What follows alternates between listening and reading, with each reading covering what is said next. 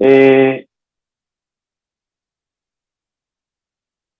Nuestro curso, los fluidos, nos quedamos viendo viscosidad. Entonces, vamos a continuar. No sé si alguien tenga alguna duda, comentario.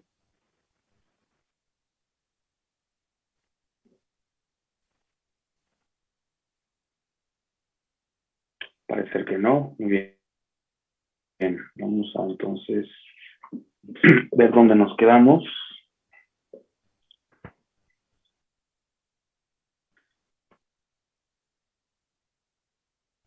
Ok.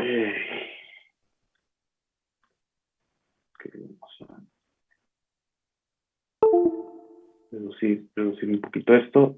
De acuerdo. Bien, entonces comenzamos a ver el módulo de compresibilidad, ¿no? Explicamos esta parte. Voy a ir más o menos rápido aquí.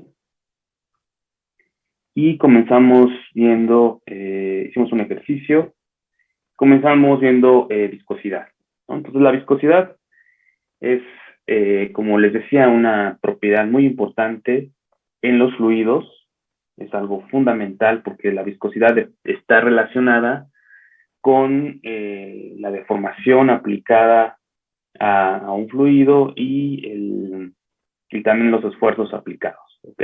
Entonces muchas de las cosas que suceden, sobre todo en fluidos que están confinados en una tubería o algo así, la viscosidad pues puede jugar un papel muy, muy importante, ¿ok? Y bueno, habíamos comentado que existe este experimento que es de una placa moviéndose a una velocidad constante sobre una placa estática, ¿ok? Este es un esfuerzo cortante, digamos, que se le llama de corte simple, porque nada más se aplica un esfuerzo en una sola dirección, ¿sí se ve? O sea, en realidad, un fluido, cuando está moviéndose, en general puede recibir esfuerzos cortantes y esfuerzos normales en todas direcciones. Pero aquí tú, digamos, controlas el flujo y solamente le aplicas el esfuerzo en una sola dirección, ¿no? Y de alguna manera tienes que poder medir eh, cuál es el esfuerzo o la fuerza que se requiere para mover esta placa. Por supuesto, pues entre más viscoso sea el fluido, pues va a costar más trabajo moverlo, ¿ok? Entonces tiene que haber por ahí un sensor que te permita hacer esta medición, ¿ok? Bueno, esa es una de las tantas formas que se tienen para medir la viscosidad, ¿ok? Y la otra cosa importante que hay que recordar es que se puede definir un concepto que se conoce como rapidez de deformación. Eh, a veces puede observar en los libros como gamma punto, ¿no? El punto justamente surge por el hecho de que las unidades son segundos a la menos uno, entonces como una especie de velocidad, ¿no? De velocidad de deformación. Y también la pueden encontrar como d teta en dt, o sea, el cambio de un ángulo con respecto al tiempo o el cambio de la dirección, de la velocidad en la dirección x por dy, ¿no? Entonces también, tal vez no lo comenté, pero aquí el gamma punto en general, pues puede ser el cambio de la velocidad en x con respecto a y, ¿ok? Pero después vamos a ver que en algunos experimentos conviene usar coordenadas cilíndricas, ¿ok? Lo vamos a ver más adelante y pues la definición de esta gamma punto puede cambiar, ¿ok? Decíamos también que si hacemos una gráfica del esfuerzo cortante aplicado en función de la rapidez de deformación, podríamos tener varios comportamientos, ¿ok? Si es un comportamiento lineal, como este que tenemos aquí, entonces se va a tratar de un fluido, eh, disculpe, se va a tratar de un fluido newtoniano, ¿ok? ¿Qué quiere decir? que no importa qué tanto lo deformes, o sea, el valor del esfuerzo cortante aplicado, no importa qué tanto se deforme el material, siempre va a mantener una misma viscosidad. Ajá. Estos fluidos se conocen como newtonianos y entre ellos habíamos dicho que está pues, el agua, aire y todos estos ejemplos que vemos acá, ¿no? Para fortuna de muchas aplicaciones que hay en ingeniería, que es con agua y aire, pues tenemos esta condición de newtoniano, ¿no? Digo, para fortuna, porque muchas de las ecuaciones que vamos a ver en este curso, de las que se ven en cualquier curso de introducción a la mecánica de fluidos, muchas de las ecuaciones pues consideran fluidos newtonianos, ¿no? Si ya tienes fluidos que no lo son, pues entonces ya hay que meter ahí otras cosas más complicadas. Tenemos entonces también los llamados fluidos adelgazantes, que en inglés se conoce como, bueno, se escribe como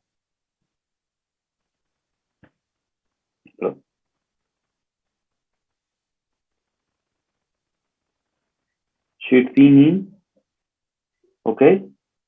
Que significa que estos fluidos, digamos, bajan su viscosidad cuando tú aumentas el esfuerzo cortante. El otro tipo sería estos que se llaman shear.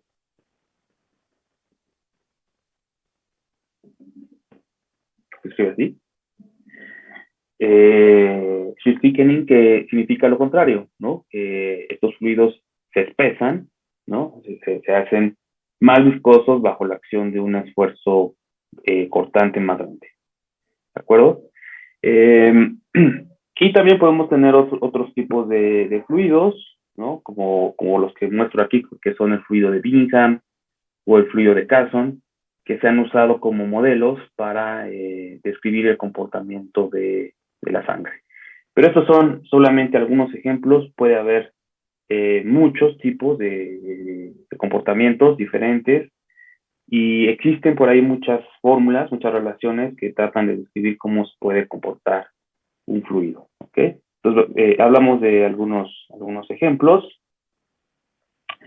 y yo quería mostrarles a lo mejor algunos videos que estaba viendo por acá. Déjenme ver.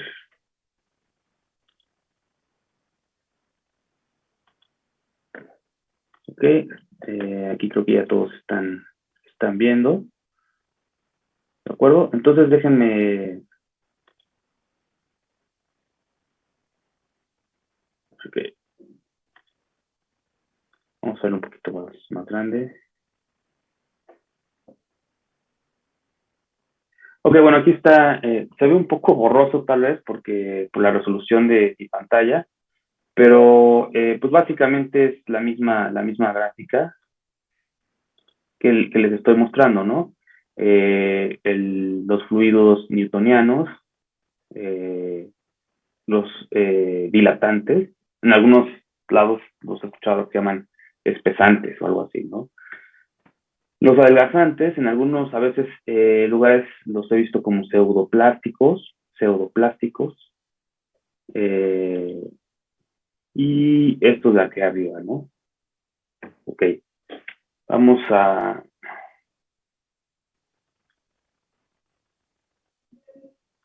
continuar. Ahorita le quité el audio. ¿Sí? Y hay varios ejemplos por ahí que se pueden hacer. Vamos a ver. Por ejemplo, este es catsup. Es un ejemplo clásico de un fluido adelgazante, ¿ok? Vean ustedes, si ustedes no aplican una fuerza, la catsup no fluye, pero si tú aplicas una fuerza, entonces empieza a ser más fácil el movimiento, ¿no?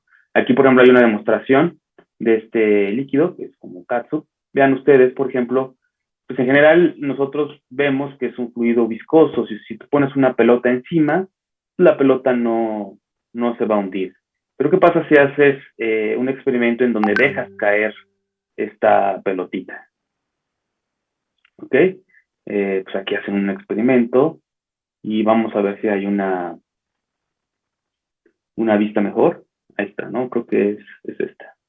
¿Ok? Vean cómo la pelotita se fue hasta abajo, ¿no? Hasta abajo. Y eso es porque la pelotita ejerció un esfuerzo muy grande sobre el fluido.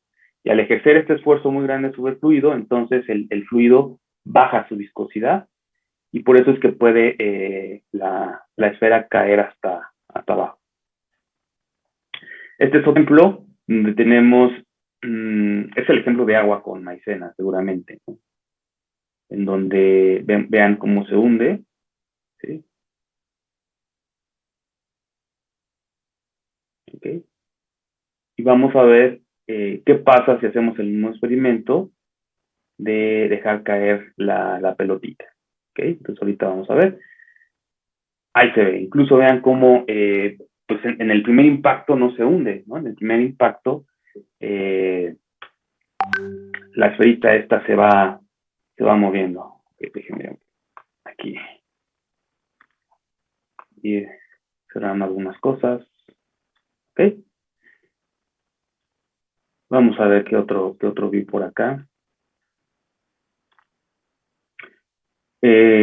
Otro ejemplo de fluido adelgazante, ¿no? Incluso ponen ahí una foto de la catsup.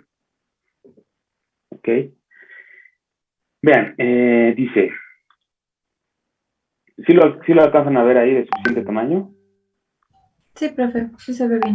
Sí, sí, porque parece que si lo hago más grande se traba un poco la máquina. Ok. Dice, si en un fluido adelgazante la viscosidad decrece con el esfuerzo cortante. Entonces, aquí se hace un experimento en donde tenemos un fluido newtoniano, que es agua, digo, no es cierto, es glicerina, y esta es una solución acuosa de un polímero, que es PAA, por ahí, déjenme ver si dice, no dice, si no, ahorita lo investigamos, pero seguramente, me suena que es un polímero disuelto en agua, ¿ok? Entonces, la idea del experimento es que tú tienes el mismo volumen de ambos líquidos y entonces abres la válvula, ¿de acuerdo? Entonces, por efecto de gravedad, uno pensaría que los recipientes tendrían que vaciarse de manera sincronizada y que se vaciarían igual. ¿Ve? Pero resulta que este fluido del lado derecho se vació más rápidamente. ¿Okay? Fluyó más rápidamente. Y eso es porque, digamos, la viscosidad disminuyó. ¿Okay? O sea, más o menos intentan que las viscosidades sean similares en un inicio, pero ya después, entonces se puede notar como si hay un cambio diferente en la velocidad en que se descarga. ¿Okay? Entonces aquí más o menos lo explica. Cuando se abre la válvula, el esfuerzo cortante incrementa, causando que el fluido se mueva rápidamente. Dice, mientras el tiempo pasa, el esfuerzo cortante decrece y el fluido se hace más viscoso. ¿Qué quiere decir esto? Obviamente al principio arriba tienes el peso del fluido. Entonces la gravedad genera obviamente la fuerza de gravedad genera un esfuerzo cortante grande. Conforme se va vaciando, entonces también va disminuyendo este peso, esta fuerza de gravedad, y también se va reduciendo el esfuerzo cortante. Por lo tanto, lo que quiero decir es que la viscosidad al principio decrece, ¿sí? Se hace, y ya cuando se está a punto de vaciar, vuelve a aumentar un poco la viscosidad, ¿no? En cambio, en el fluido newtoniano, pues siempre la forma en que fluye es estable, ¿no? O constante. ¿De acuerdo? Otra cosa que quería mostrarles es los llamados fluidos viscoelásticos, ¿ok? Estos fluidos viscoelásticos, bueno, pueden presentar distintos comportamientos y hay varios fenómenos que se pueden describir. Por ejemplo, aquí tenemos un recipiente donde tenemos un fluido newtoniano. Si nosotros movemos este fluido newtoniano mediante un impulsor, puede ser un impulsor circular simplemente, entonces nosotros sabemos que lo que sucede es que se forma una curvatura, digamos que sube hacia los extremos. ¿Okay? Aquí como dice, no existen fuerzas normales, solamente tú estás aplicando esfuerzos cortantes. ¿Ah? Es decir, tú al mover el cilindro estás girando de manera tangencial el fluido y por lo tanto es esfuerzo cortante. Aquí igual, ¿no? Mueves este fluido, que es un fluido polimérico, ¿ok? Lo mueves, pero resulta que el fluido, cuando lo mueves así, o sea, cuando ejerces un esfuerzo cortante sobre el fluido, responde generando fuerzas normales hacia adentro, o sea, de afuera hacia el centro, ¿ok? Se generan fuerzas, y entonces eso genera, vean, aquí en este caso la fuerza centrífuga, por decirlo así, es la que genera que el líquido se vaya hacia la pared, ¿no? La fuerza centrífuga. Pero aquí, el esfuerzo normal generado hacia adentro es mayor que la fuerza centrífuga. ¿De acuerdo? Aquí lo dice, ¿no? Las dos fuerzas normales dominan o son más grandes que las fuerzas centrífugas. Y entonces lo que hace el fluido es empieza a trepar a través del el cilindro ¿ok? Vamos a ver si muestran un ejemplo.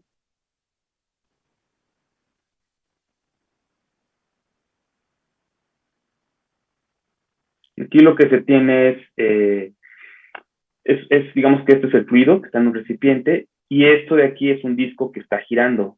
Esto que ven aquí abajo es un disco que está girando y entonces al girar se generan estos movimientos y lo que hace el fluido es que se hace como una especie de chipote hacia arriba. Vamos a ver si lo muestran por acá. No lo mostraba. Bueno, pero aquí está el ejemplo de este famoso efecto Weisenberg, ¿no?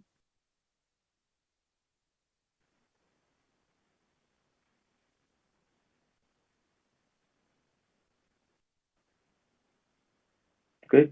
Y obviamente, entre más rápido muevas, pues puedes provocar que el fluido trepe, ¿no? ¿Okay? Y por supuesto, eso nunca va a pasar con un fluido newtoniano. ¿Ok? Este es otro efecto, el efecto Calle, que también se presenta en fluidos viscoelásticos. Aquí, por ejemplo, puedes tener un chorro de un fluido, en vez de combinarse, ¿no? O mezclarse, si lo haces de manera muy controlada, puede rebotar así, puede rebotar hasta 2 o 3 veces.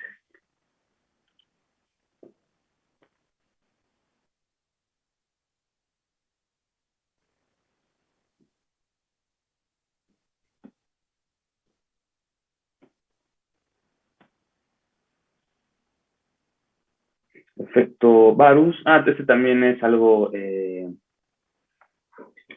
curioso, algo importante. En la producción, por ejemplo, de plástico, ustedes saben que para producir plásticos, cualquier cosa hecha de plástico, ¿no? Juguetes, existen estas inyectoras de plástico que básicamente consiste en convertir unas semillitas que le llaman pellets, creo, pellets de plástico. Ustedes las calientan, se hacen líquido y a través de unas extrusoras, que pueden ser extrusoras de tornillo tipo sin fin, o puede ser un pistón, o puede ser varias, o por efectos de gravedad, o lo que sea, inyectan este plástico, digamos, hacia los moldes donde va a estar, donde se va a hacer la forma que se requiere. Pues lo que se vio desde un principio es que muchos de estos materiales, al salir de la boquilla de inyección tomaban esta forma, ¿ok? O sea, se ensanchaban justamente en la apertura, ¿no? Cosa que no sucede con los fluidos newtonianos, ¿no? Vean, aquí se está ensanchando. Y eso es porque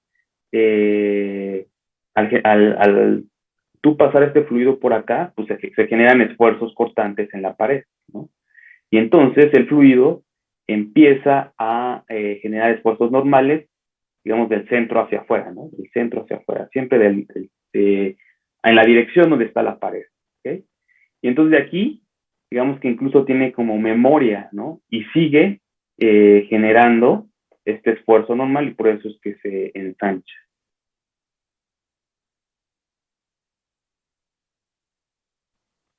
¿Ok? Vean cómo es más ancho que el diámetro de la boquilla, ¿de acuerdo? Y me voy a ver si por aquí había más. Por ejemplo, este es el disco que les decía que gira, ¿no? Entonces, cuando tienes un fluido newtoniano, normalmente lo que pasa es que se forma esta curvatura hacia abajo, ¿ok? Eh, déjenme ver si está. Aquí está, ¿ok? Y entonces en un fluido viscoelástico ocurre lo contrario, ¿no? Se forma un chipote hacia arriba porque se están generando fuerzas normales. ¿Ok? ¿Dudas hasta acá?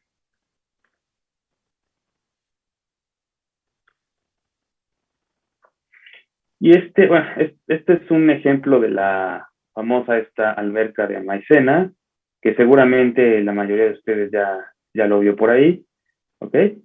Entonces, que puedes hacer una serie de suertes en ¿no? Aquí te describen todo lo que necesitas y todo esto, ¿no? Para caminar o correr en esta alberca, ¿de acuerdo? Muy bien, ahí lo pueden ver como cuantas veces quieran.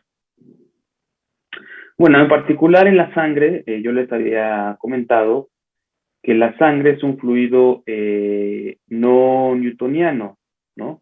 Y en particular, por ejemplo, vean, déjenme ver, ¿dónde podríamos ver algo? Aquí.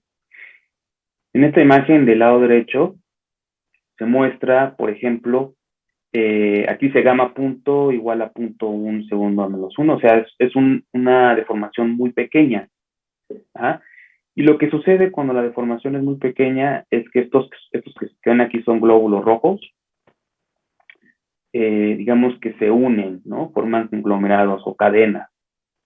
Y cuando esto pasa, cuando los glóbulos se unen, entonces la sangre se espesa, ¿ok? Se espesa y que eso quiere decir que incrementa su viscosidad, ¿ok?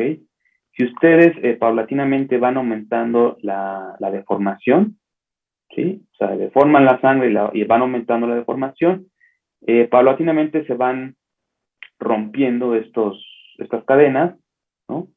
E incluso puede llegar el momento en que los glóbulos se alineen, ¿no? Como se ve tal vez en esta imagen, se pueden incluso alinear en la dirección del flujo y eso provoca una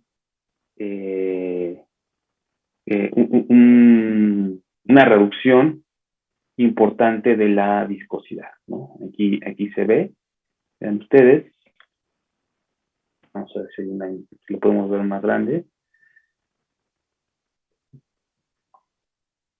Así no se permite subir.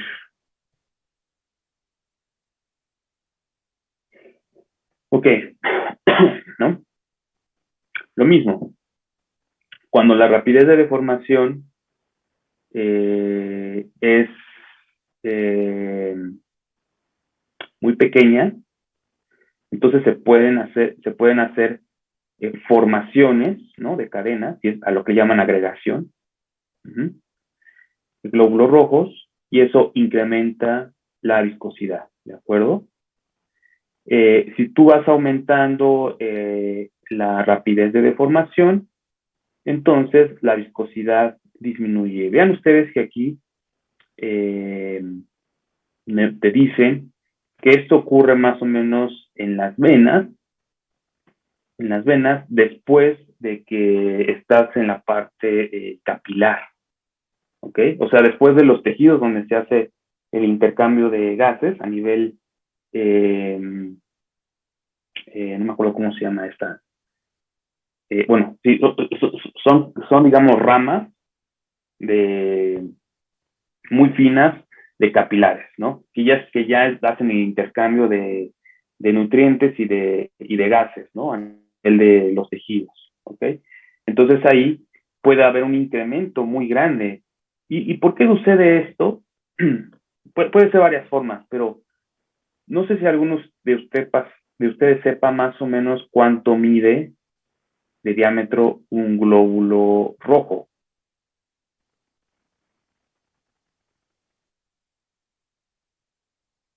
No sé si alguien tenga alguna idea. No, profe. ¿No me escuché? No, que no, Ok. que No, ok, de acuerdo, gracias. A ver, por acá alguien me está contestando. Exacto, muchas gracias, Alicia. Sí, 10 micras es correcto. Puede llegar a ser incluso un poquito más bajo, 8 micras. Resulta que los capilares, los vasos sanguíneos a nivel capilar, pueden llegar a tener ese diámetro. O sea, un capilar puede llegar a medir fácilmente 7, 6, 7 micras, ¿no? ¿Qué quiere decir? Que nada más puede pasar un glóbulo rojo. Y el glóbulo rojo, digamos que incluso se deforma, ¿no? Se medio dobla para poder pasar a través de este capilar. Entonces, ahí digamos que lo que le llaman la viscosidad aparente, pues se incrementa brutalmente hacia arriba. Es como si tuvieras un sólido y ya no tienes un líquido, ¿no? Tienes como un sólido moviéndose, ¿no? Entonces ahí la viscosidad se va incrementando, ¿ok? Entonces, como les digo, ¿no? Si el esfuerzo cortante es relativamente pequeño, entonces la viscosidad es grande. Entonces ahí la sangre se, se comporta como un fluido no newtoniano, ¿ok? Posteriormente, ya cuando la rapidez de formación es más alta, aquí dice, ¿no? Capilares, entonces el fluido pues llega a un límite de viscosidad, ¿no? La sangre llega a un límite de viscosidad, no puede bajar más, y por lo tanto se puede decir que se comporta como un fluido newtoniano, ¿de acuerdo? Entonces, hay etapas en las que es no newtoniano y hay otras en las que casi se puede suponer que es un fluido newtoniano, ¿no? Aquí dice capilares, supongo que es por eh, no estoy seguro si está o está bien, pero lo que pasa es que en los capilares la velocidad del flujo sanguíneo es muy pequeña en general, ¿no? Son décimas de milímetro por segundo. Entonces, si la velocidad es baja, la rapidez de deformación también es baja, entonces no. Pero en general, por ejemplo, cuando estamos a nivel del corazón, pues llegamos a tener turbulencia, ¿ok? Y velocidades altas, ¿no? Velocidades cercanas a el metro sobre segundo, y ahí, pues obviamente el esfuerzo constante es alto, y ahí podemos decir que a nivel del corazón, a nivel del arco aórtico, pues la sangre se puede comportar como un fluido newtoniano, ¿ok? Bueno, vamos a ver qué más. Si alguien tiene alguna duda, me puede decir, ¿no? Otra característica fundamental de la viscosidad de la sangre, y es lo que justamente es la responsable de este comportamiento, es el nivel de glóbulos rojos que hay en la sangre. ¿Ok? ¿Sí? Entonces, ¿qué es el hematocrito? El hematocrito es una medida del porcentaje en volumen de glóbulos rojos en la sangre. ¿Okay? En condiciones normales, los adultos deben tener un porcentaje de hematocrito alrededor de 40. ¿Ok? Puede variar dependiendo de la edad, del sexo, del peso, de la alimentación y otras cosas, ¿no? Pero alrededor de 40.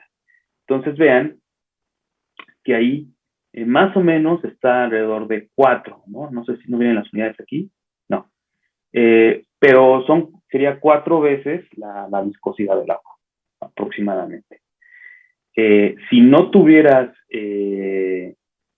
ningún glóbulo rojo, o sea, si tuvieras nada más el puro plasma, la viscosidad pues sería por debajo de 2 veces la viscosidad casi la viscosidad del agua, ¿ok? Artificialmente tú puedes quitar o poner glóbulos rojos, ¿no? Por ejemplo, este 60%, entiendo que es un porcentaje no normal, pues, ¿no? O sea, estás muy por arriba de lo que normalmente se hace, ¿no? Entonces, los glóbulos rojos básicamente pues son lo que le dan la viscosidad a la sangre. Y estas son algunas gráficas de viscosidad, de ser viscosidad, en función del esfuerzo cortante. Y lo que les digo, ¿no? Si el esfuerzo cortante es pequeño, pues la viscosidad aumenta. Si tú lo aumentas, el esfuerzo cortante, la viscosidad disminuye. ¿Okay? Aquí grafican varias cosas. El triángulo es, supongo que sangre normal.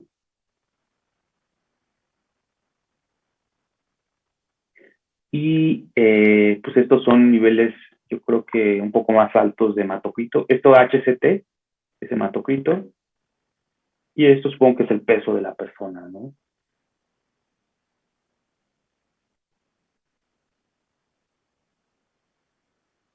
Vean, aquí dice algo interesante. Dice agregación de glóbulos rojos,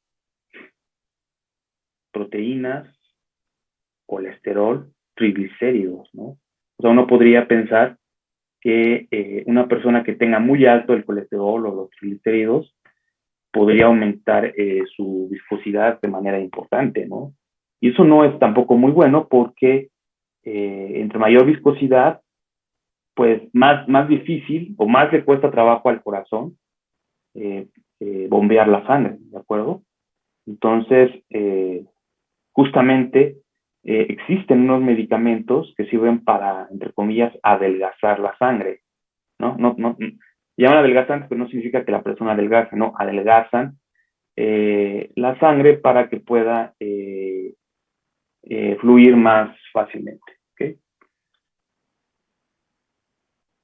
Aquí hay pues más ejemplos, ¿no? No tenemos viscosidad con el esfuerzo cortante y en todos los casos tenemos que hay un decremento, ¿no? Una reducción de la viscosidad conforme de la sangre, conforme, ¿cómo se llama?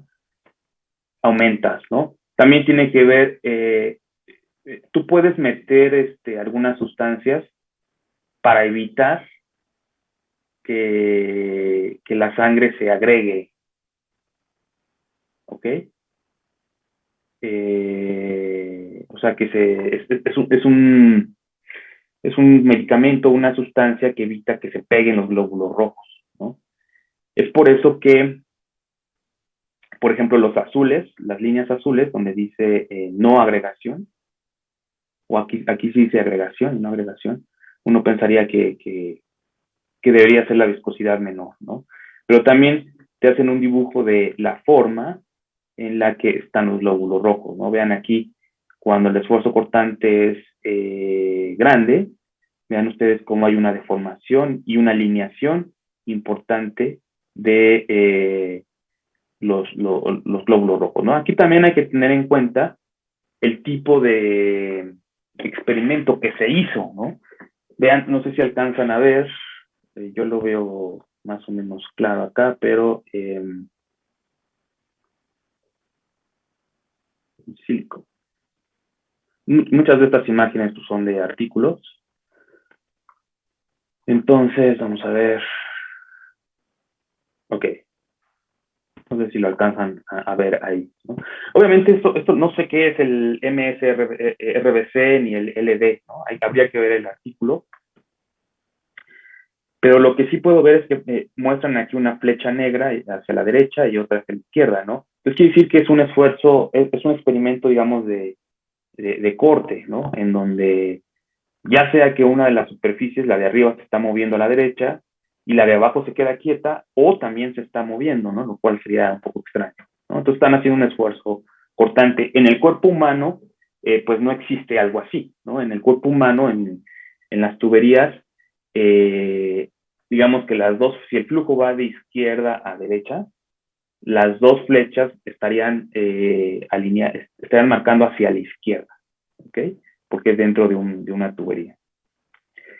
Y bueno, aquí lo mismo también, vean cómo se incrementa la viscosidad con el famoso hematocrito, que es el porcentaje de glóbulos rojos que hay en la sangre, ¿no? El porcentaje en volumen.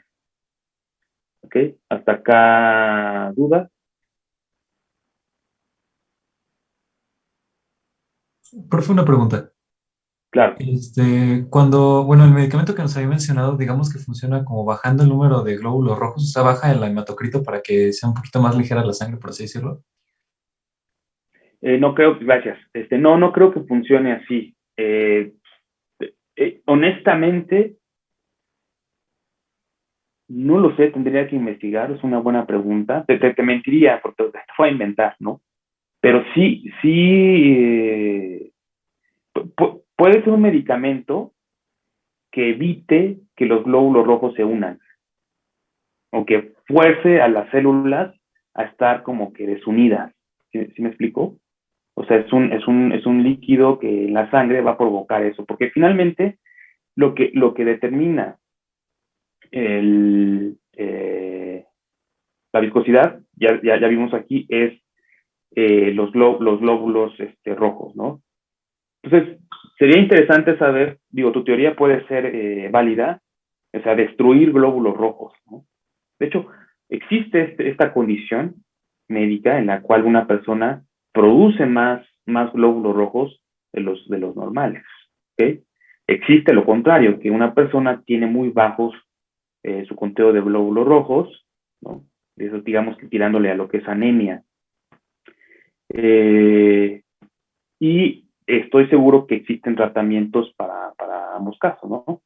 Pero sí habría que investigar cuál es el efecto, ¿no? Yo pensaría que es evitar que los glóbulos rojos se unan entre sí, ¿no?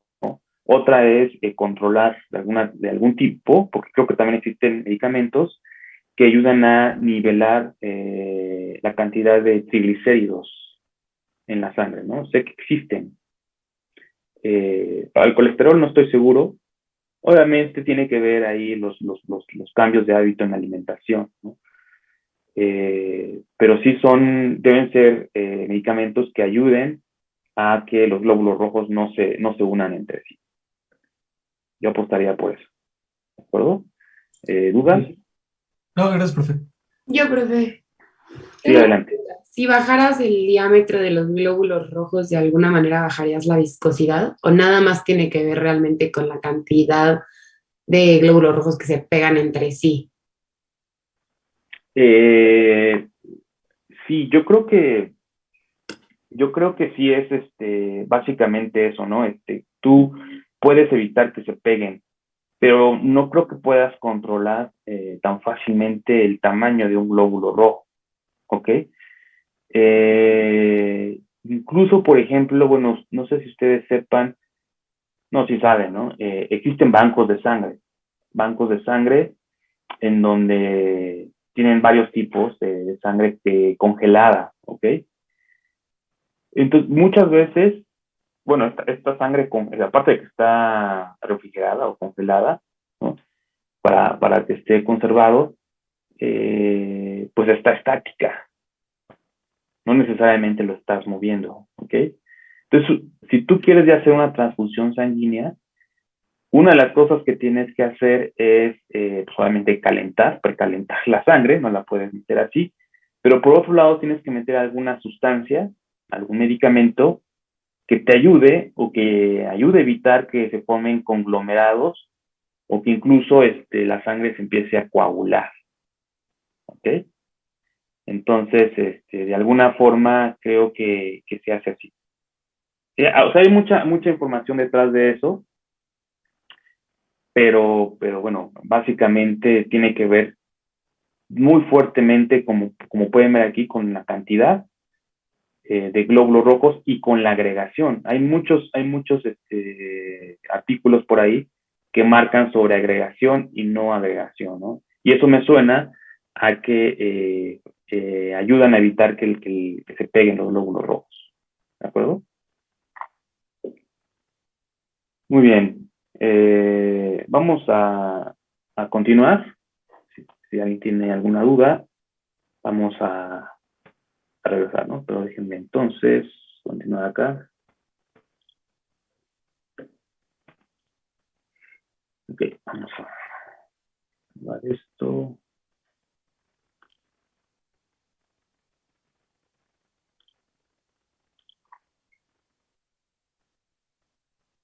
Entonces estamos aquí en introducción 2.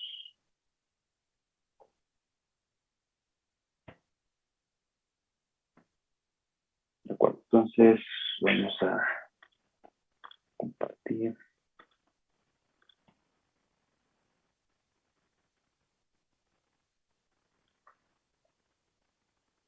Bien, entonces continuamos en esta parte que es viscosidad. Habíamos comentado también, bueno, existe esta cosa que se llama ley de potencia, que es un modelo muy sencillo, en donde tau es el esfuerzo cortante. Aquí está, bueno, tau, esfuerzo cortante aplicado. ¿Okay? Gamma punto es la rapidez de formación. La K es un coeficiente que se conoce como consistencia y N es el índice de potencia. ¿Ok? De manera que si esta N es menor a 1, pues se trata de un fluido adelgazante, y si N es mayor que 1, se puede considerar como un fluido dilatante. ¿Ok? Es un modelo muy sencillo. Hay modelos obviamente más sofisticados. Dice, la viscosidad es sensible a la temperatura. ¿Ok? Y eso es algo que también ya sabíamos. Por lo general, si tú aumentas la temperatura de un líquido, pues su viscosidad va a decrecer. ¿Ok? De manera, aquí no está, digamos, bien escalado, ¿no? Pero más o menos muestra cuál sería el comportamiento.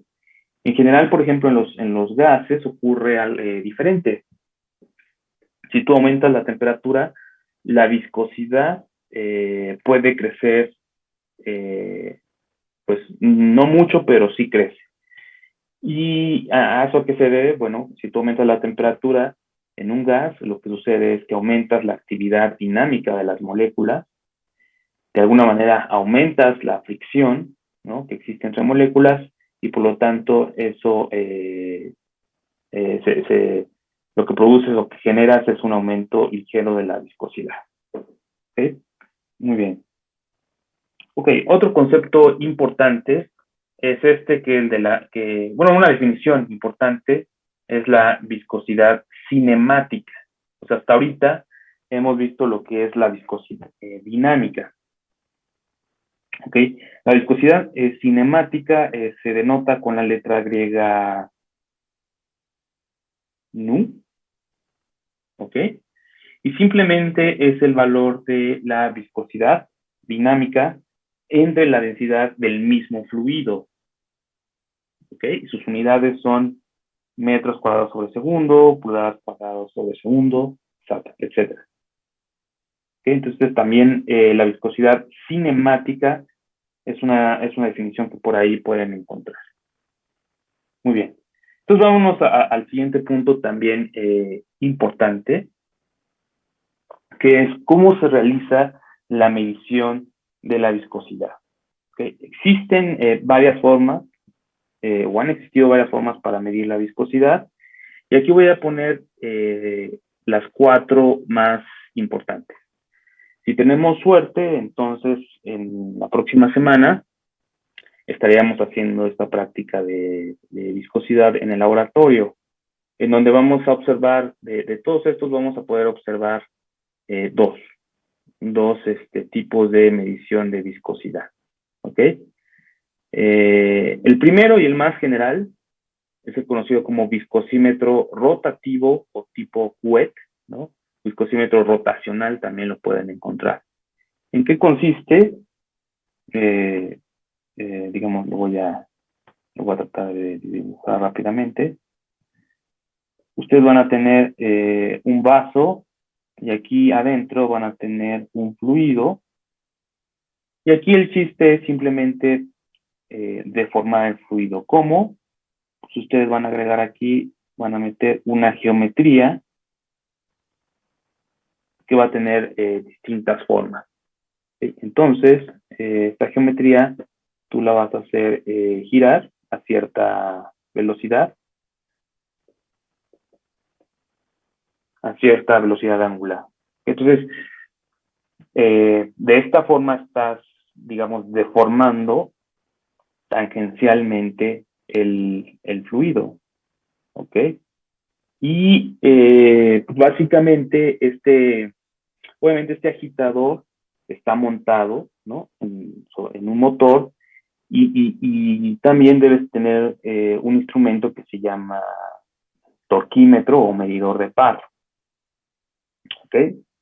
Pues básicamente lo que te va a medir es qué tanta fuerza o qué tanto par se requiere para poder girar el fluido a una velocidad determinada, ¿no? Por ejemplo, supongamos que tú dices, yo quiero mover la geometría a 50 RPM, ¿no? Entonces, el instrumento lo va a hacer a esa velocidad y va a medir el par necesario para hacerlo. Obviamente, entre más viscoso sea el fluido, pues el par va a tener que ser mayor. Y pues ya estos instrumentos tienen por ahí una tablita, una escala. Los más sofisticados pues se controlan con computadora y ya te dan ahí una tabla de resultados. Por ejemplo, muchos de las gráficas que vimos ahorita seguramente se hacen con este tipo de instrumentos. Tú puedes incluso programar, ¿no? Puedes programar la velocidad angular, ¿no? La velocidad angular, pues está relacionada, vamos a ponerle que es proporcional ahorita, con cierto temor de equivocarme, pero no, creo que no. Es proporcional a la rapidez de la formación, ¿sí? Entonces, entre más rápido vayas, más rápido la rapidez, ¿no? Entonces, tú puedes hacer un programa en donde vayas desde omegas bajas y paulatinamente vas incrementando tu velocidad y entonces así es como vas generando tu gráfica esta, ¿no? De tau contra gamma punto. ¿Ok? Entonces, pues estos instrumentos son los más usados, pueden llegar a ser los más exactos, los que te pueden dar mayor información y bueno, y pueden llegar a ser también los más complejos y los más caros, ¿de acuerdo? Muy bien. Hay otro que se llama viscosímetro de tubo capilar, que como su nombre lo indica, la idea es que tú hagas pasar, ¿no? un fluido a través de un tubo de diámetro muy, muy pequeño, ¿sí? O sea, esto es de diámetro del orden no estoy seguro, ¿no? Pero son décimas de milímetro, ¿no? Vamos a suponer que 0.5 milímetros, ¿no? que no es para nada el concepto de capilar que nosotros conocemos a nivel cuerpo humano, ¿ok? O sea, el cuerpo humano, pues el capilar es sumamente pequeño, pero pues se conocen de esta forma. Tú haces pasar el fluido por acá, de alguna manera tienes que poder medir la diferencia de presiones, presión 1 y presión 2, y también tienes que de alguna manera saber el flujo, ¿ok? O sea, Q es el gasto volumétrico, ¿no? Digamos en metros cúbicos por segundo, ¿ok? Y delta P es P1 menos P2, ¿no? O sea, esto está en pascales, ¿de acuerdo? Entonces, la viscosidad se puede calcular, digamos, con esta relación, que es pi por delta P por radio del tubo, ¿ah? Entre 8Q, ya dije que es el gasto, y L es la longitud del tubo. ¿Ok? ¿De acuerdo? Entonces, si quieren para que quede así, sería el radio del tubo. ¿Ok? Entonces, como ven, la viscosidad pues es proporcional a la caída de presión que hay, ¿no? Entre mayor sea la caída de presión, pues obviamente vamos a tener un fluido más viscoso. ¿Ok? Y también se han hecho muchos experimentos con este método para medir la viscosidad de la sangre. ¿Por qué? Simple y sencillamente porque la sangre, o sea, el movimiento natural de la sangre se parece mucho más a este experimento, ¿no? Que es pasar un fluido por un tubo, ¿de acuerdo? Entonces, pues sí se ha llegado a usar mucho para la sangre. Otro es el viscosímetro de conteo de gotas, que como su nombre lo indica, tú vas a tener, voy a mostrar fotos ya cuando veamos el laboratorio. Sí, es un depósito, perdón. Que si tienen cualquier duda, me pueden decir, ¿ok? Es un depósito en donde tú pones aquí tu fluido, y en la parte de abajo puede haber una serie de boquillas, pero vamos a poner nada más una. Tienes una boquilla, y en la parte de abajo vas a tener una especie de copa, ¿ok? Y entonces tu fluido, abres la boquilla y va a empezar a llenar tu copita esta, ¿no? Entonces, básicamente, pues, tú vas a medir el tiempo, ¿sí? Tiempo de caída. El tiempo que le toma, perdón,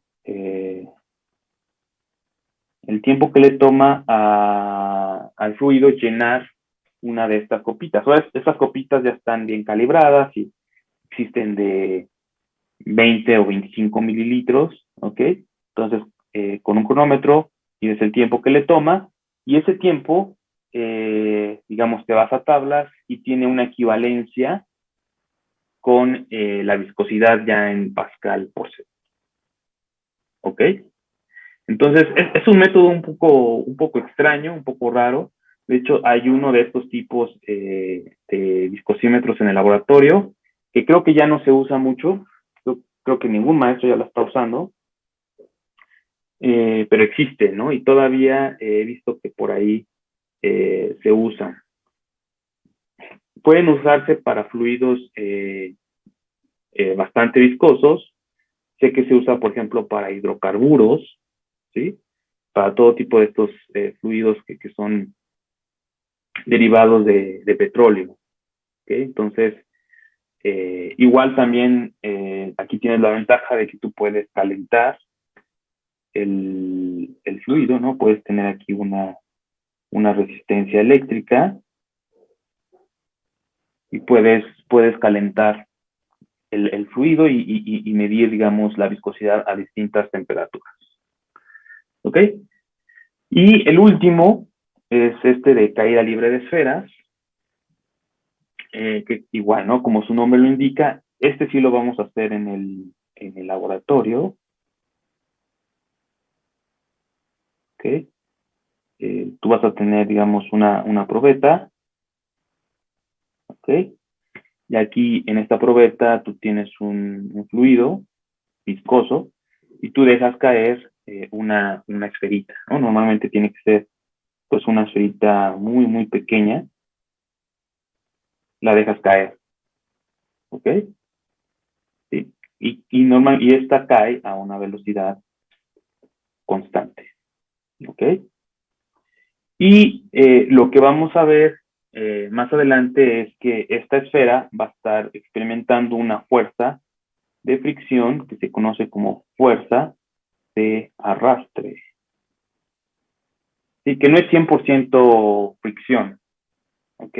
O sea, es parte fricción y parte presión, ¿no? Pero finalmente se debe al contacto que hay entre la esfera y el fluido, ¿no? Entonces vean ustedes que, que en esta fórmula está la viscosidad acá.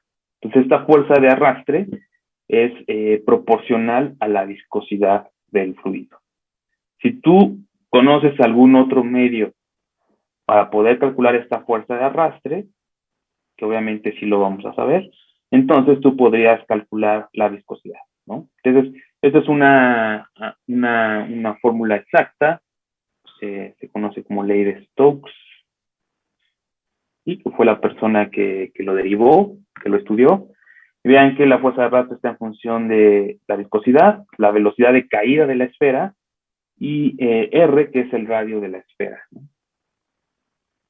¿De acuerdo? Hasta acá, ¿dudas? Profe, ¿la U era la velocidad con la que está cayendo la esfera? Sí, Ok, exacto. gracias. Ajá. Ahora, por ejemplo, yo aquí les voy a hacer una pregunta y me voy a adelantar, ¿no? Pero pues quiero ver a ver qué tanto está trabajando su cerebro. Aquí yo estoy diciendo que la velocidad de caída es constante, ¿no? Pero ustedes saben que por efecto de la gravedad, si tú dejas caer, ¿no? Por ejemplo, en aire, si tú dejas caer cualquier objeto, este se va a acelerar. Por lo tanto, la velocidad de caída no es constante, sino que la velocidad se va a ir incrementando. ¿Por qué estoy diciendo aquí que la velocidad de caída es constante? No sé si alguien podría tener alguna idea. Porque el fluido la frena, bueno, la va frenando, entonces hace que no se acelere. Exactamente, pues sí, es esa la razón, ¿no? De hecho. Pero déjenme decirles que si tú, por ejemplo, si tú pones agua, la fuerza de arrastre que genera el agua es pequeña, ¿no? Porque el agua es un fluido poco viscoso. Entonces el experimento no funciona con agua, ¿ok? O sea, sí veríamos que hay un incremento de la velocidad. ¿Qué tiene que pasar entonces? Pues tiene que ser, esos experimentos normalmente funcionan con líquidos muy viscosos, ¿no? Al menos 100 veces más viscosos que el agua, ¿ok? De hecho, hay una condición necesaria para que esto funcione, pero no me voy a adelantar y lo vamos a ver en el laboratorio, ¿ok? Pero como ven, en todos los casos, se trata de deformar el material de alguna forma, ¿ah? Ya sea haciéndolo girar, ya sea forzando a que pase por un tubo o que empiece a gotear, ¿no? O que tú lo deformes con un cuerpo en movimiento, que es el caso de la esfera que cae, ¿ok? Entonces, el material va a responder y esos son los métodos que tenemos para medir la viscosidad. En el laboratorio tenemos, bueno, los que vamos a hacer de hecho es este y este, ¿no? El de viscosímetro rotacional y el de caída libre de esfera, ¿ok? Hay un viscosímetro de conteo de gotas, que no es conteo de gotas porque suena como que las vas a ir contando. Y no, más bien, mides el tiempo, ¿no? Mides el tiempo que le toma llenar la copita, ¿ok? Pero lo podemos mostrar ahí en el laboratorio para que ustedes lo vean. Bueno, vean el equipo, pero no nos va a dar tiempo de hacer la medición ahí, ¿ok? Muy bien. Vamos a lo siguiente, me permiten. Y vamos a resolver, dice, bueno, cuando en ciertas condiciones la densidad es constante y la viscosidad es despreciable, entonces se conoce como flujo ideal. Bueno, no, mejor. Aquí sería cosa de adelantarnos un poco, pero sucede que hay fenómenos en los cuales tenemos un flujo de aire o de agua, en la que, por ejemplo, puede ser muy turbulento, ¿no? Ya vimos lo que es más o menos flujo laminar y flujo turbulento, ¿ok? Entonces, en ciertas condiciones, cuando el flujo es sumamente turbulento, se dice que las fuerzas viscosas no predominan, ¿no? Sino lo que predomina es la inercia. Ajá. O sea, la viscosidad del fluido ya no es tan importante, ¿no? Sino la inercia. Entonces, en ciertos casos, pues se puede decir que tenemos una condición de flujo con la viscosidad despreciable, la densidad constante, y eso se conoce como flujo ideal, ¿no? Nada más. Muy bien. Dice, el siguiente flujo se puede describir como, ok, ¿qué tenemos aquí? Vean ustedes, tenemos un perfil de velocidad, que es este, ajá, es un perfil de velocidad de agua, dice aquí, y básicamente lo que, aquí está mal, de hecho esto lo tengo que corregir, no es dentro de una tubería, ¿no? Es flujo, por ahí corríjanlo, si es que lo tienen por ahí, es flujo en un canal,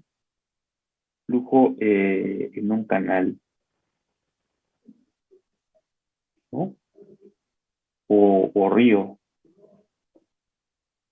¿sí? ¿Qué quiere decir? Que esto de aquí abajo es la base del canal, o el lecho, el fondo del río, y esto que tenemos aquí es la superficie libre, ¿no? ¿De acuerdo? O sea que aquí tenemos aire, ¿ok? Y ahí tenemos agua, ¿de acuerdo? A veces, en algunos libros, el símbolo de superficie se dibuja así, ¿no? Es un triangulito, y luego pones una rayita, y unas dos rayitas, y eso significa que ahí tienes superficie libre. Ok, entonces el perfil de velocidad nos indica que la máxima velocidad, vean ustedes, la máxima velocidad es justamente en la superficie libre. Es decir, aquí tendríamos que U es igual a la velocidad máxima, ¿sí? Y aquí, justo aquí, abajo, en el fondo, por la definición que ya dijimos de la condición de no deslizamiento, aquí la velocidad es 0. ¿Okay? Entonces vean ustedes que el perfil de velocidad, y de hecho es así, pues nos indica que la velocidad se va incrementando, ¿sí? Pero no de manera proporcional, sino que se está formando esta curvatura. ¿Ok? Vamos a suponer que tenemos eje en la dirección del movimiento y eje Y en la dirección vertical. Entonces nos dice, el siguiente flujo se puede escribir como esta fórmula de aquí. O sea, esta es la función del perfil de velocidad, ¿ok?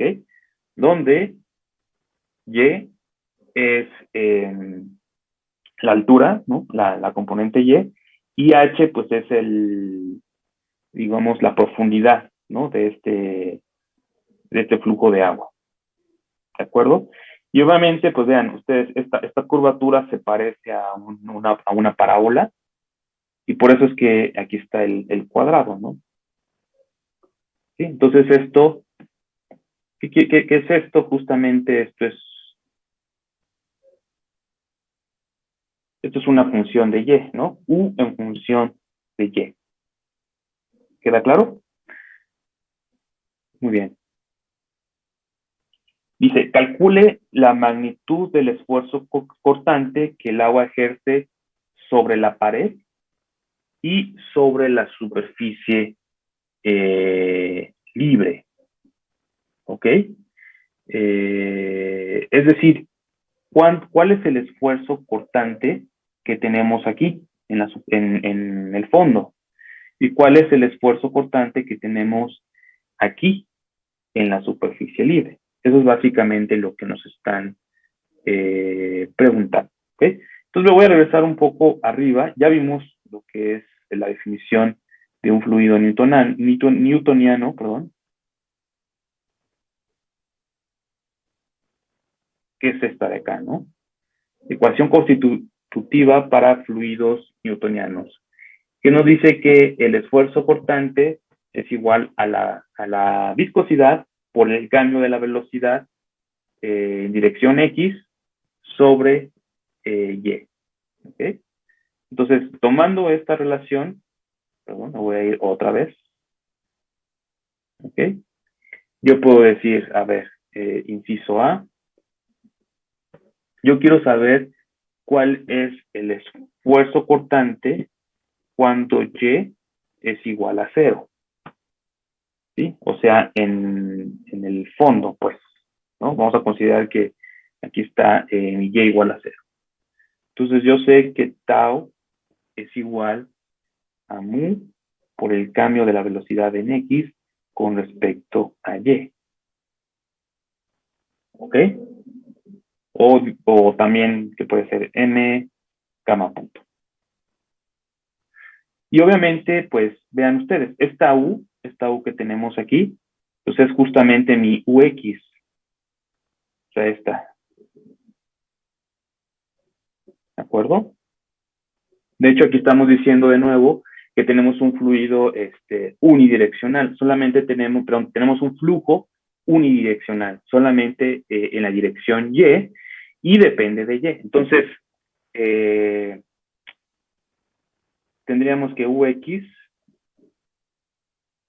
¿de acuerdo? Es igual a 2U Y entre H menos U Y entre H al cuadrado, ¿ok? ¿Qué pasa si yo derivo esto con respecto a Y? A ver, por favor, háganlo.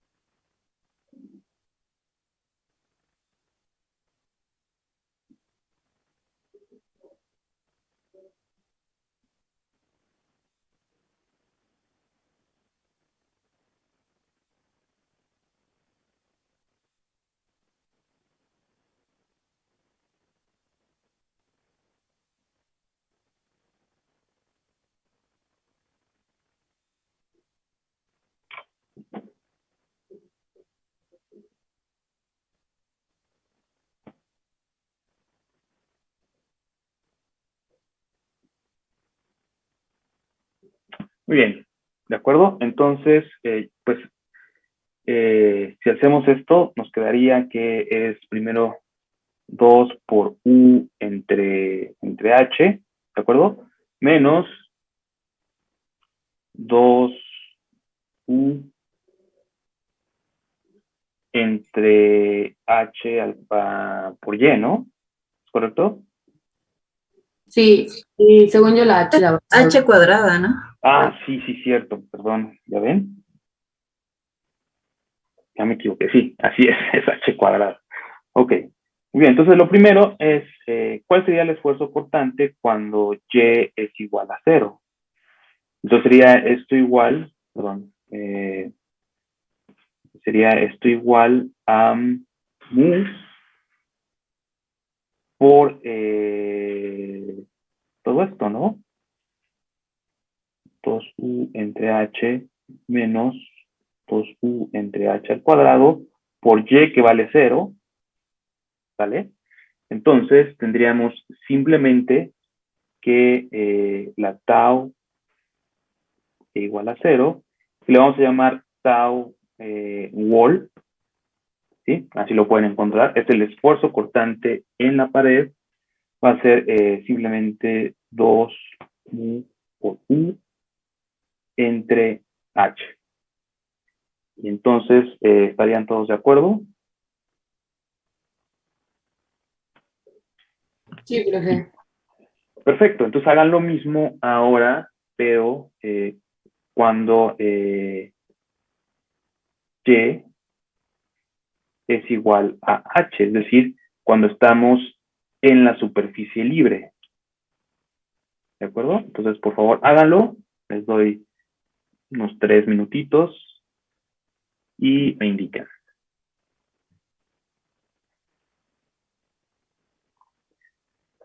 Uh,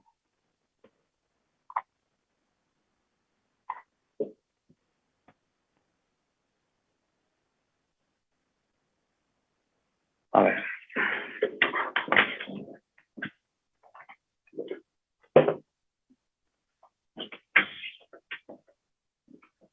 A ver, un segundo. Creo que tengo aquí un... Voy a cargar el iPad. Entonces, para eso voy a quitar un poco la imagen, un minuto.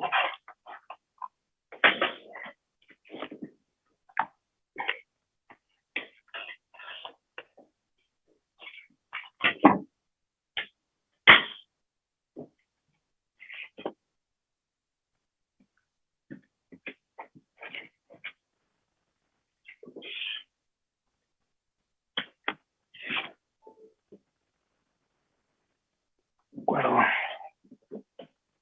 Que vamos a compartir.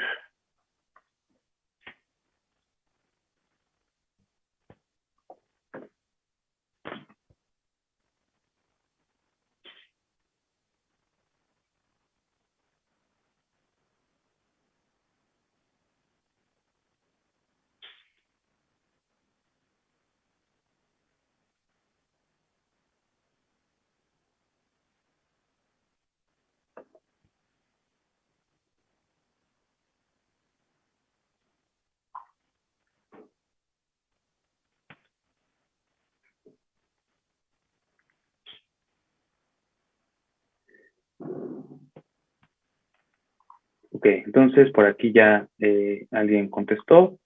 Efectivamente, pues la cero. Ok. Déjame.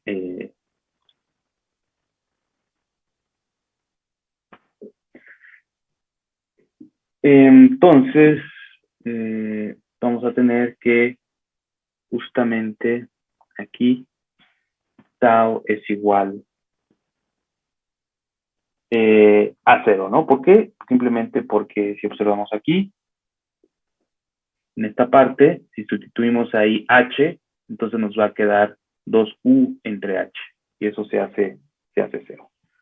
Entonces esto quiere decir que el esfuerzo cortante justamente en la superficie libre, ok, lo vamos a dibujar aquí, ¿no? Tau es 0. Y eso es, en la mayoría de los casos, cuando tenemos una superficie libre, ¿ok? Pues se considera eso, ¿no? Que no hay esfuerzo cortante. La realidad es otra. De hecho, bueno, aquí, por ejemplo, si tenemos aire quieto, aire que nos está moviendo, pues sí estamos muy cercanos a la realidad y decir que tau es igual a cero, o que el esfuerzo cortante, ¿no? Porque en realidad el esfuerzo cortante es el que también da cero.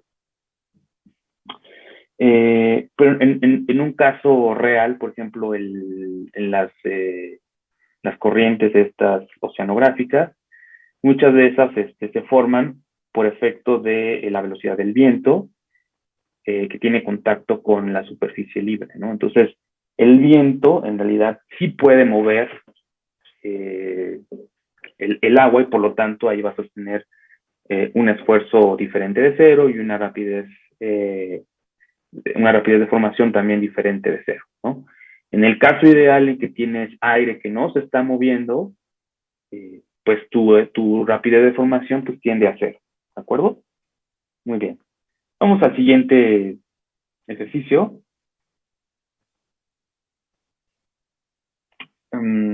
Ok, dice, considere el siguiente, bueno, perdón, ¿ya no, alguna duda de esto que vimos? No, profe, ninguna. Ok, muchas gracias. Bueno, vamos al siguiente ejercicio y aquí empiezan los ejercicios, los problemas. Se abre un mundo de posibilidades de problemas, ¿no? Que se pueden hacer. Dice, considere el siguiente bloque cayendo sobre una rampa a velocidad constante. Existe una película de aceite muy delgada entre el bloque y la rampa, de espesor H. ¿Okay? Considere que el perfil de velocidad del fluido es lineal. Calcule la velocidad de caída del bloque. ¿Okay? Vean, este problema se parece seguramente a algunos problemas que ustedes hicieron en su clase de, qué sé yo, de dinámica, tal vez, ¿no? En la que tenían un bloque que se desplaza a través de una rampa, pero en este caso vamos a considerar que hay una película de fluido aquí, ¿no? O sea, está por toda la rampa hay una película de fluido, ¿ok? O sea, no es contacto sólido-sólido, ¿ok? Vamos a suponer que tenemos velocidad de caída constante, el bloque tiene un peso y tenemos un ángulo teta, ¿no? Nos dice el problema, esto es como un acercamiento, ¿no? Nos dice que hay un fluido, obviamente, aquí, hay un fluido entre el bloque y la rampa, y que el perfil de velocidad es lineal. ¿Qué quiere decir esto? Ajá. Que no me salió.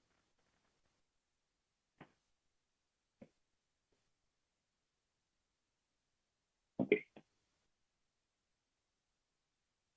Justamente que yo tengo aquí un aumento de la velocidad que va a ser proporcional. ¿Okay? A diferencia del problema anterior, en el que nuestro incremento era así como que curvo, ¿ok? Aquí sí es lineal. Y esto es muy importante para poder resolver el problema, ¿ok? El que nos digan que el perfil de velocidad es lineal.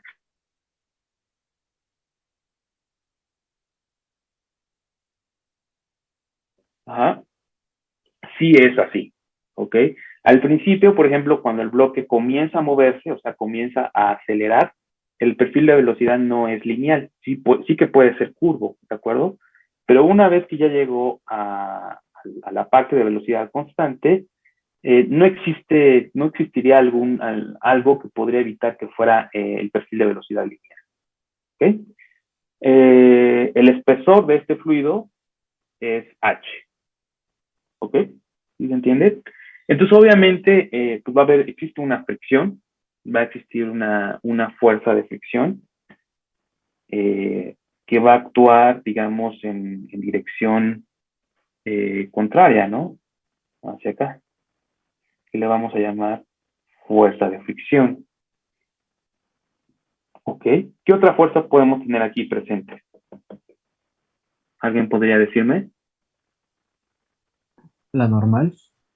Exacto, muchísimas gracias. Sí, es una fuerza normal, que por ahí también tenemos, bueno, podemos considerar, en ciertos casos es importante, y el peso, ¿no? Recuerden que el peso, pues vamos a tener una componente que va a ser, según el diagrama, WX, ¿ok? Y una componente, si quieren, hacia acá, que es WY, ¿ok? Muy bien. Entonces, vamos a, ¿cómo podríamos resolver este problema? No sé cuánto espacio tengo, no tengo mucho espacio, entonces vamos a dividir esto acá. Tenemos que la segunda ley de Newton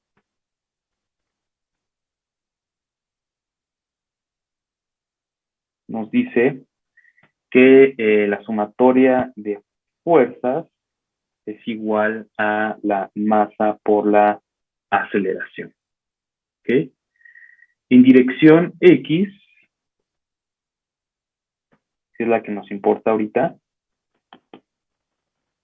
vean, tendríamos el peso, bueno, la componente en X del peso y la fuerza de fricción. Así como está dibujado el sistema de referencias, convenientemente yo lo estoy alineando hacia abajo y apuntando hacia abajo, pues tendríamos que sería WX menos la fuerza de fricción, ¿ok? Y esto sería igual a cero porque la aceleración es cero. ¿Por qué la aceleración es cero? Porque es un fluido. Bueno, porque está sobre un fluido. No. la Bueno, velocidad es Porque la velocidad es constante. constante. muchísimas gracias. Sí, eso también es algo que muy importante, ¿no? U es constante. Lo que estamos suponiendo es que la fricción es suficientemente grande para evitar que el bloque se acelere en su caída. ¿De acuerdo? ¿Puede acelerarse? Claro que puede acelerarse. En algunos casos no hay de otra.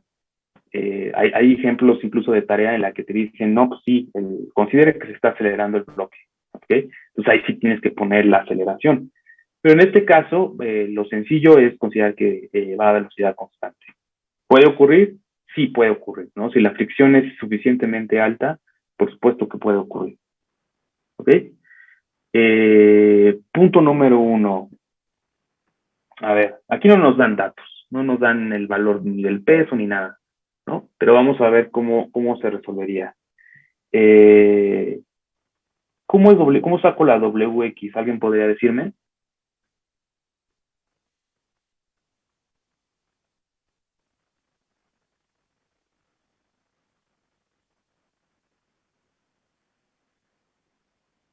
Esto ya lo saben, esto lo tuvieron que hacer en dinámica. Sí, no me acuerdo si era seno o coseno del ángulo, Ahí pero está. uno de esos dos. ¿Es seno de teta o coseno de teta? ¿Es seno de teta? Ok, déjenme ver una cosa. Déjenme ver qué tan rápido es esto.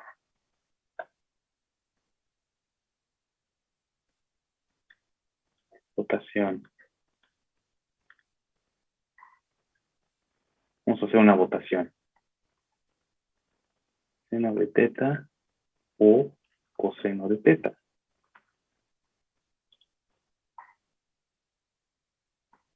Seno de teta o coseno de teta. ¿Ok? Guardar.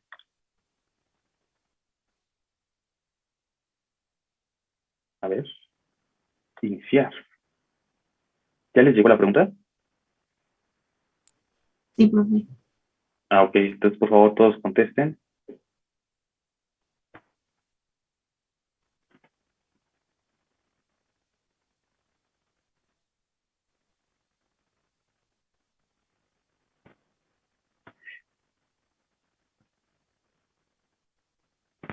Somos 15, ¿no?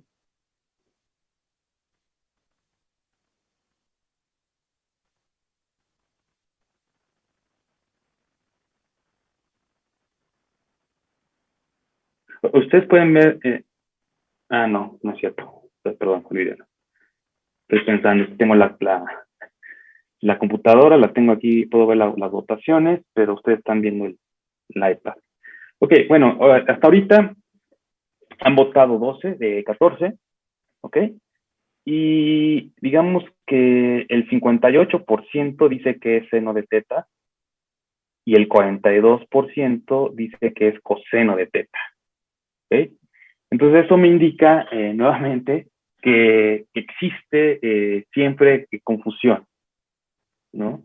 Y eso es algo que pues eh, hay que dejarlo, o algo que deberían de tener claro, ¿ok? Efectivamente, el resultado correcto es seno de teta, ¿ok? ¿Y por qué es así? Yo lo que hago a veces para que quede más o menos claro, es si tú exageras el ángulo, por ejemplo, así, ajá, y tienes tu bloque, así están de acuerdo que el ángulo teta es muy pequeño, ¿ok? Entonces, yo tengo que el peso pues es algo vertical, ¿no? Entonces vendría siendo por acá. Pues sí me lo dibujó más o menos vertical. Y entonces tenía una componente así y una componente así, ¿de acuerdo? Entonces, este ángulo teta, no lo dibujé muy bien, pero vamos a resolverlo. Es una componente así, digamos, una componente aproximadamente así. Entonces aquí tendría W, aquí tendría WX, ¿no? Aquí tendría WY, siguiendo, ¿no? Lo que tenemos dibujado aquí, que es X y Y. ¿Okay? Entonces aquí, una de dos, o estamos hablando de este ángulo, o estamos hablando de este ángulo de acá. Si lo pueden, si lo vemos así de manera por sentido común, si este ángulo es muy pequeño, ajá, pues resultaría más obvio que fuera este de acá. ¿Ok? Por lo tanto, aquí tendríamos, este sería el cateto opuesto y este sería la hipotenusa. Y el seno de teta justamente relaciona el cateto opuesto, que es WX entre W. Entonces ahí ya tendríamos que es justamente W por el seno de teta. ¿De acuerdo? ¿Sí quedó claro? Sí, Sí, no perfecto. está tan obvio, tan sencillo. Bien,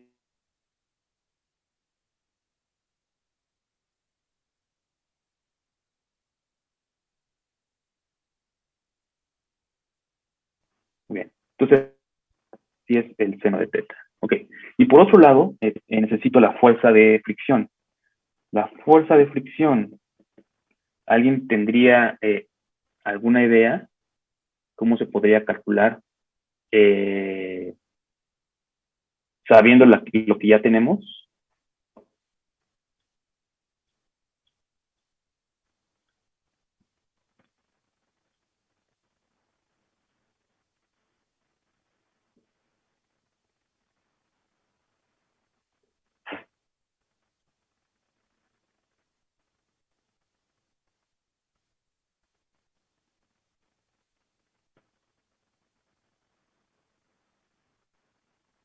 Pues sé que tiene que ver con el propio coeficiente de fricción que tenga y con la Ajá. normal. Ok, muy bien. Entonces, es correcto, muchas gracias.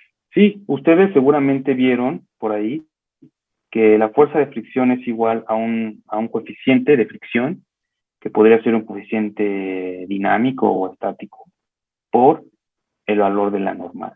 ¿Ok? Pero en este caso esto es válido cuando tenemos sólido. Pero cuando tenemos un fluido, entonces es diferente.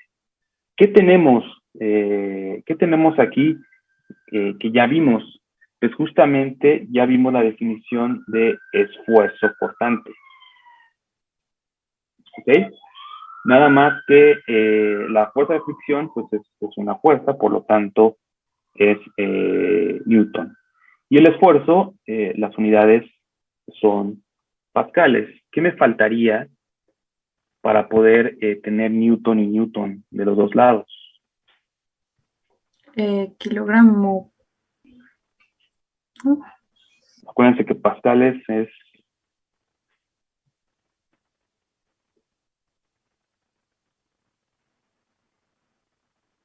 Multiplicarlo por el área de contacto.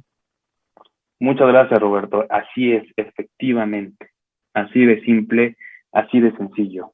¿Ok? Entonces, claramente aquí está el metro cuadrado.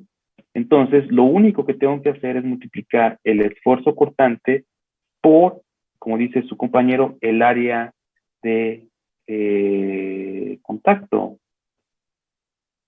¿Cuál es el área de contacto? Pues justamente el área del bloque. ¿Sí? O sea, el área de acá, ¿no? Toda esta área.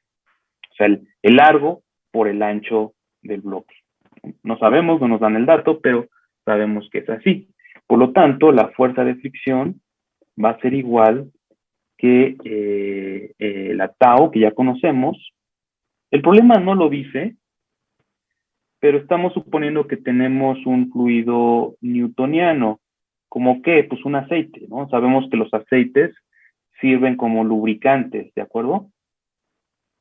Y los aceites son considerados todos fluidos newtonianos. Por lo tanto, pues esta fórmula de mu por derivada de u con respecto a y es válida. ¿Ok? Si tuviéramos un fluido que no fuera newtoniano, pues ya no sirve esta relación, tendríamos que usar otra. ¿Ok? Excelente. Y ahora viene algo muy, muy importante, que es la rapidez de deformación. Tenemos esto que es rapidez, ¿no? de formación, que está aquí, justamente ya lo mencionamos, que es esta dux con respecto a y, que es igual a gamma punto. ¿Okay? Entonces aquí vamos a considerar lo siguiente. ¿Okay? Esto lo voy a hacer aquí una vez, pero se tiene que entender que esto va a considerarse para los siguientes problemas.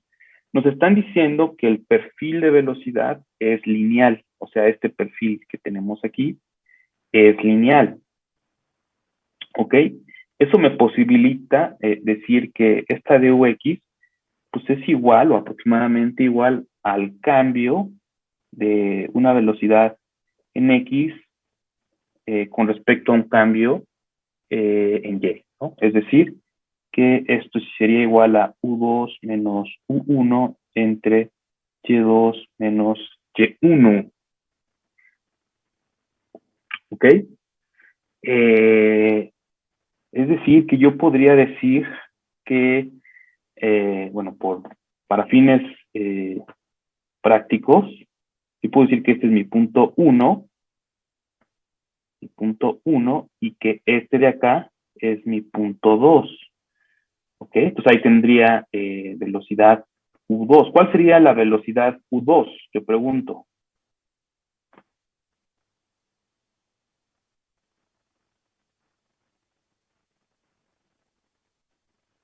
O bueno, ¿cuál es la velocidad? Así es correcto, gracias, Diana. Entonces, justamente U2 es la velocidad del bloque.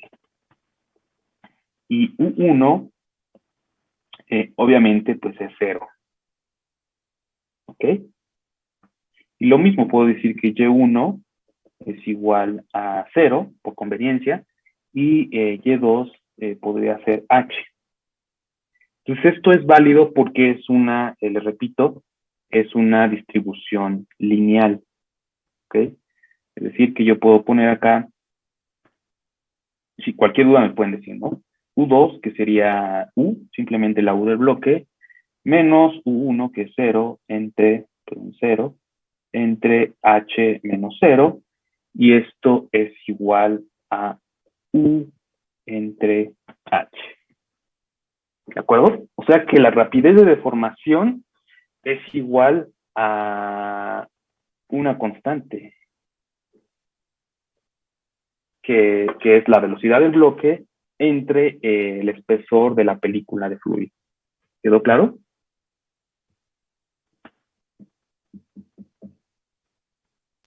Sí, profe. Ok.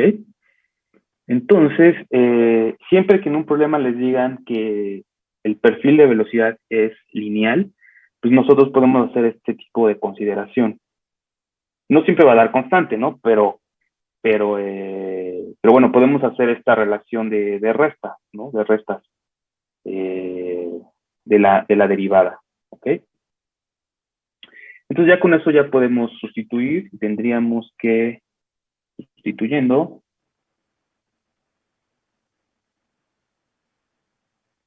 ajá, nos quedaría que el Wx menos fuerza de fricción. A ver, sustituyan y obtengan el valor de U.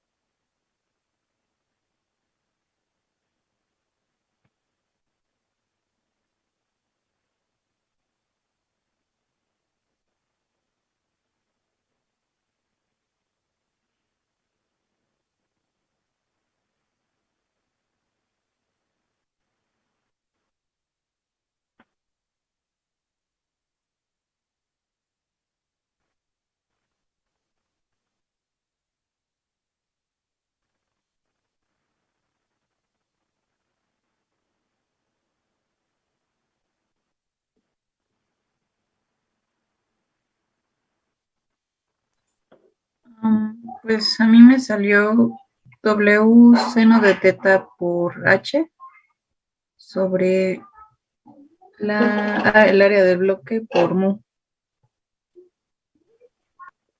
Muchas gracias. Voy a esperar a que alguien más Sí, también me dio tenga lo la mismo, respuesta. profe. Sí, a mí también. Perfecto. Entonces, así es. Muchísimas gracias. Esto es correcto. Entonces, la velocidad da esto. ¿Qué quiere decir? Que la velocidad del bloque, la velocidad de caída del bloque va a ser proporcional al peso, ¿no? Obviamente, entre más pese el bloque, pues vamos a esperar que la velocidad se va a incrementar. Va a ser proporcional al seno del ángulo. Es obvio, si yo aumento el ángulo, pues la componente X pues va a aumentar y por lo tanto se va a incrementar la velocidad. ¿Ok? Es proporcional a la altura h, ¿no? Normalmente estas alturas son muy pequeñas, pueden ser del orden de décimas de milímetro. O sea, los espesores, en la realidad, cuando tenemos superficies que se están moviendo entre sí, pues son espesores de décimas, ¿no? De milímetro, décimas o centésimas de milímetro. Pero vean aquí ustedes, nos dice que es inversamente proporcional a la viscosidad. ¿Qué quiere decir?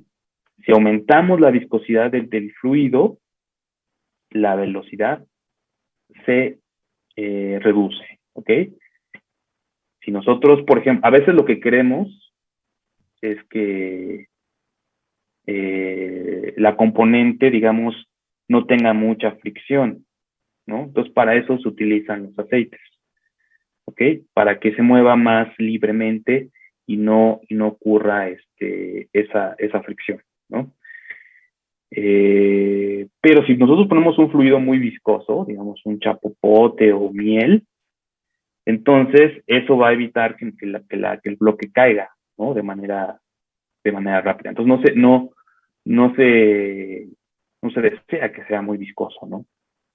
Y el área de contacto. Obviamente, si el área de contacto aumenta, pues va a aumentar la fricción. Entonces, en algunos casos, el área de contacto es lo que es, ¿no? Y ya no se puede cambiar y es así.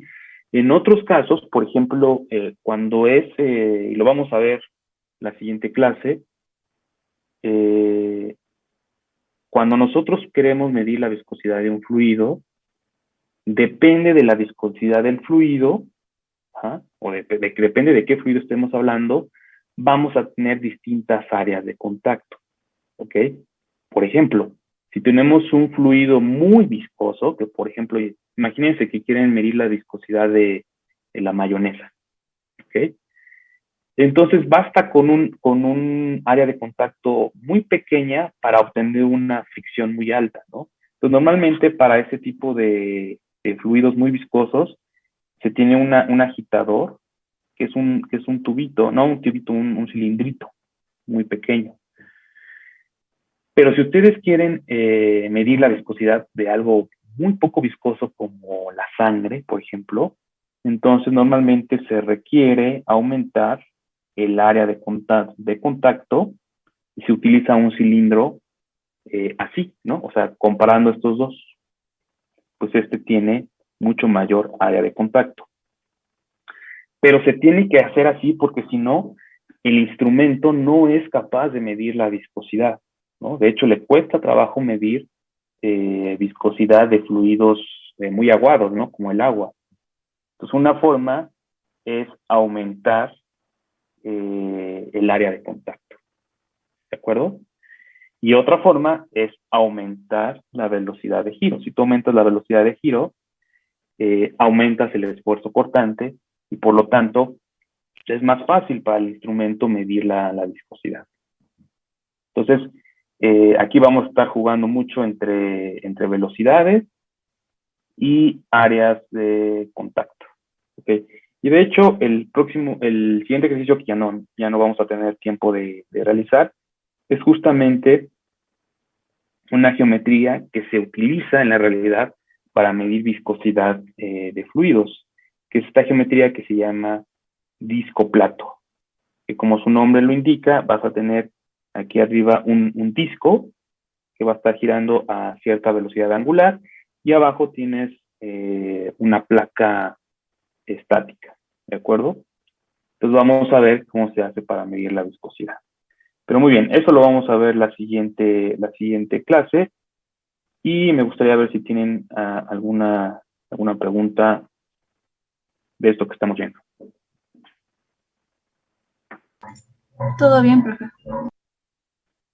Muy bien, excelente. Entonces, terminamos por hoy. Nos vemos este viernes, que vamos a hacer nuestra segunda práctica. Recuerden que